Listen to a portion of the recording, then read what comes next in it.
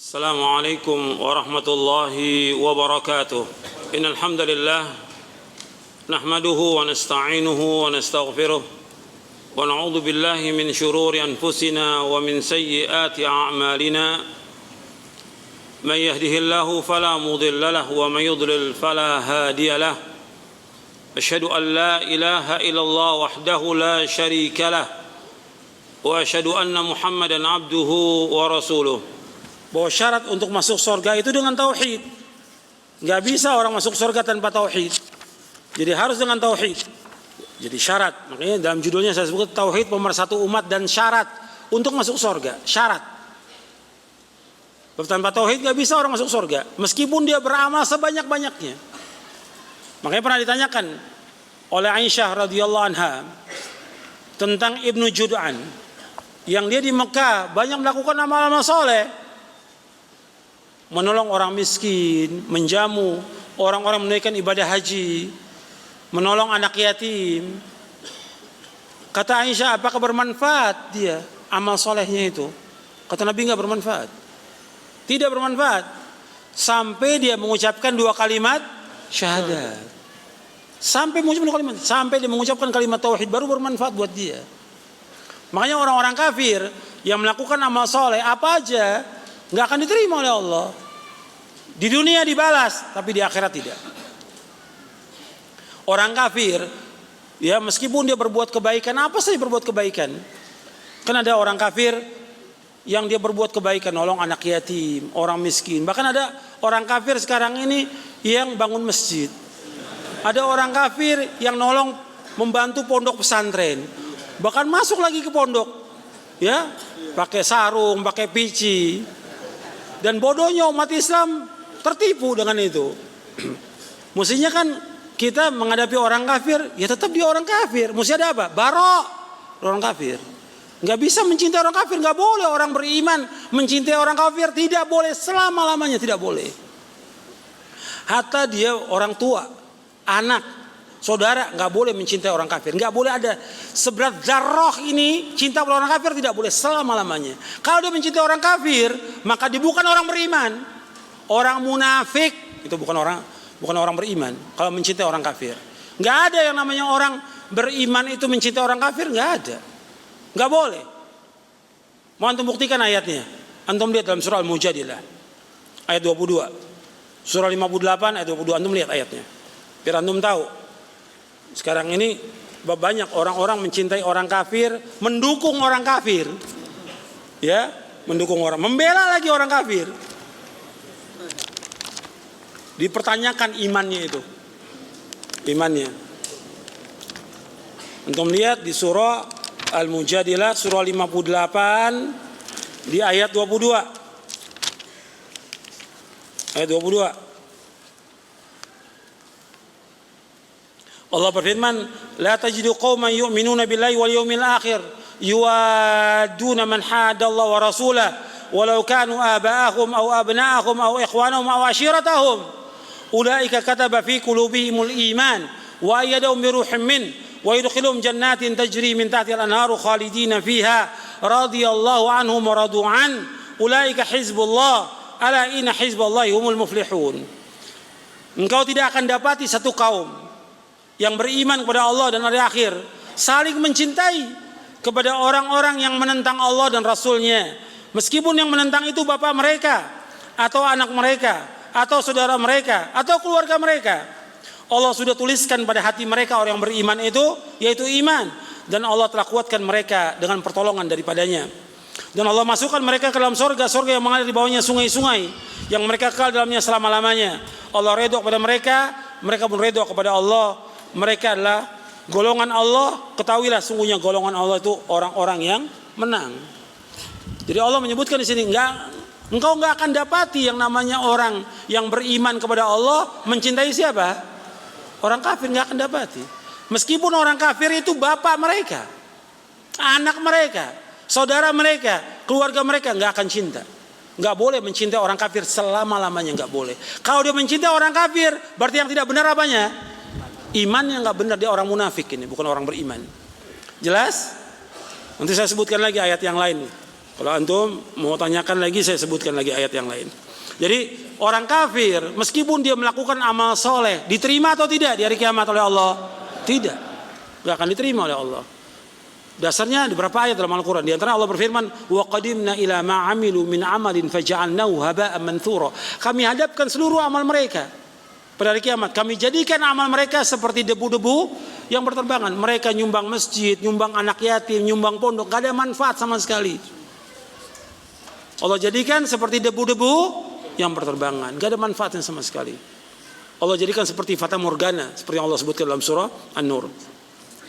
Makanya syarat untuk masuk sorga itu dasarnya tauhid, nggak boleh berbuat syirik. Antum lihat hadisnya dalam buku ini halaman 64. Nabi SAW bersabda dari sahabat Jabir radhiyallahu anhu, Rasulullah SAW bersabda, man laqiyallaha la yusyriku bihi syai'an dakhala al-jannata wa man laqiyahu yusyriku bihi syai'an dakhala an-nara.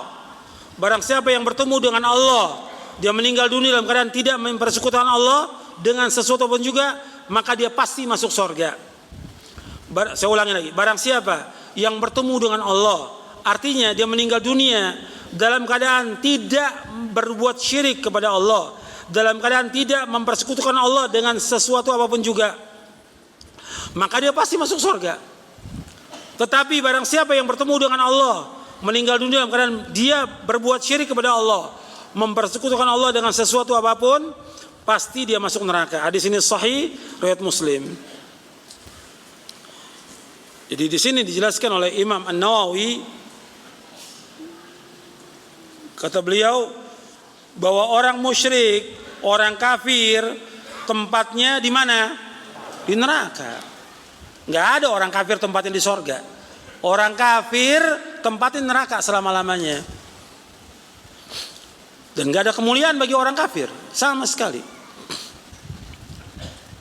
Jadi mereka yang masuk neraka serta kekal di dalamnya adalah, kata Imam Nawawi, orang yang masuk dan kekal dalam neraka yaitu ahlul kitab, orang-orang Yahudi, Nasrani, penyembah berhala, orang-orang kafir yang lainnya. Tidak melihat apakah orang kafir itu menentang Islam, menyelisihinya, maupun orang itu menyandarkan diri kepada Islam, yakni dia mengaku muslim, akan tapi dia mengingkarinya, padahal dia tahu perkara dalam agama ini yang menjadikan kafir jika diingkari, dan yang semisalnya. Jadi kata Imam Nawawi, yang dikatakan orang kafir itu apakah dia menentang Islam, memusuhi Islam atau tidak memusuhi Islam, dia kafir, maka tempatnya di mana? Neraka. Jelas, nas Al-Quran demikian, kemudian juga hadis demikian. Kalau nas Al-Quran, Allah menyebutkan nama Al-Quran, innalladzina kafaru min ahlil kitabi wal musyrikina fi nari jahannam khalidina fiha ulaika hum syarrul bariyah. Sesungguhnya orang-orang kafir dari ahlul kitab dan orang-orang musyrik tempatnya di mana kata Allah? Dalam neraka. Kekal dalam neraka selama-lamanya. Dan mereka sejelek-jelek makhluk di muka bumi. Allah yang firmankan dalam Al-Quran. Nggak bisa dibela orang kafir. Sehebat apapun, apakah dia jujur, dia amanah, segala macam, nggak bisa dibela. Kafir tetap kafir, tempatnya di neraka. Menurut Al-Quran, nggak boleh dibela. Nas Al-Quran, mau nentang Al-Quran, tambah lagi ntar yang melecehkan Al-Quran akhirnya. Nas Al-Quran, kita nggak keluar dari itu. Quran sunnah, nggak ada yang lain udah. Dalil kita dalam kita berpijak Quran wa sunnah ala fahmi salaf. Bukan kata ustad, bukan kata dai, bukan kata kiai, bukan kata yang lain. Kata dalil dari Quran dan sunnah. Itu yang wajib kita ikut. Itu jalan selamat dunia dan akhirat. Dan ini yang wajib dijawabkan kepada umat tentang tauhid. Tauhid harus kita jelaskan kepada umat bahwa orang yang mentauhidkan Allah itu akan dijamin dengan apa? Dengan surga. Kalau mereka berbuat dosa, mereka berbuat maksiat, kalau tauhidnya benar, Allah akan ampunkan dia. Allah akan ampunkan, karena Allah berjanji demikian. Kalau orang-orang yang mereka mentauhidkan Allah Subhanahu wa taala, tetapi dia masih berbuat kesalahan, kekeliruan sebagai anak Adam, manusia, tapi tauhidnya lurus, akan diampunkan dosanya. Antum lihat di halaman 42 Antum lihat halaman 42. Dari Anas bin Malik radhiyallahu anhu, aku pernah mendengar Rasulullah bersabda, Allah SWT berfirman, ya ibna Adam, lau ataitani bi qurabil ardi khataya, thumma lakitani la tusyriku bi syai'an, la ataituka bi qurabiha maghfiratan. Wahai anak Adam, seandainya kamu datang kepadaku dengan dosa sepenuh bumi, sedangkan ketika meninggal kamu berada dalam keadaan tidak mempersekutukan aku dengan sesuatu apapun juga, niscaya aku akan datang kepada kamu memberikan ampunan kepada kamu sepenuh bumi pula. Hadis ini sahih dari Tirmidzi, Ahmad, Darimi. Dan ini menunjukkan apa? Keutamaan tauhid. Banyak keutamannya, puluhan keutamaan tauhid. Makanya kita wajib belajar tentang tauhid, memahami tentang tauhid, mengamalkan tentang tauhid, dan ajarkan keluarga kita tentang tauhid. Makanya antum lihat Abul Anbiya, bapaknya para nabi. Siapa bapaknya para nabi? Nabi Ibrahim. Nabi Ibrahim diperintahkan oleh Allah untuk menegakkan tauhid, menjauhkan syirik. Maka Nabi Muhammad SAW diperintahkan oleh Allah untuk mengikuti milahnya siapa? Nabi Ibrahim alaihissalam. Diperintahkan oleh Allah untuk mengikuti milahnya Ibrahim. Nabi Ibrahim alaihissalam, dia mentauhidkan Allah, menjauhkan syirik. Bahkan dia berkata kepada bapaknya, untuk apa? Untuk mentauhidkan Allah, menjauhkan syirik, dan dia berlepas diri. Wa idh qala Ibrahimu li abihi wa qaumihi innani bara'u mimma ta'budun ila alladhi fatarani fa innahu sayahdin wa ja'ala kalimatan baqiyatan fi 'aqibihi la'allahum yarji'un. Dalam surah Az-Zukhruf ayat 26 sampai 28. Allah berfirman, ingatlah tatkala Ibrahim berkata kepada ayahnya dan kepada kaumnya, innani bara'u mimma ta'budun, aku berlepas diri dari apa yang kalian sembah. Semua yang disembah oleh bapaknya, oleh kaumnya, semuanya berlepas diri, ditinggalkan. Ini mana adalah ilallah, illalladzi fatarani, kecuali zat yang menciptakan aku, itu Allah Taala. Fa innahu sayahdin, Allah pasti akan menunjuki aku. Wa ja'ala kalimatan baqiyatan fi aqibi. Allah jadikan kalimat ini sebagai kalimat yang kekal bagi anak cucu Nabi Ibrahim, agar mereka kembali kepada kalimat ini. Kalimat apa? Kalimat la ilaha illallah. Dan Nabi Ibrahim meskipun sudah mendakwakan anak cucunya mentauhidkan Allah, tetap Nabi Ibrahim berdoa kepada Allah, wa janubni wa baniya an na'budul asnam. Ya Allah, jauhkanlah aku dan anak cucuku dari menyembah berhala. Makanya kita harus memperbaiki diri kita, istri kita, anak kita untuk mentauhidkan Allah. Jauhkan mereka dari berbagai macam kesyirikan. Karena masih banyak kepercayaan syirik di masyarakat. Luar biasa. Kepercayaan syirik ini luar biasa, menguasai ribuan kepercayaan di masyarakat tentang syirik yang masih dilakukan oleh kaum muslimin, yang wajib kita ingatkan. Ya, sampai sini dulu kajian kita. Wassalamualaikum warahmatullahi wabarakatuh.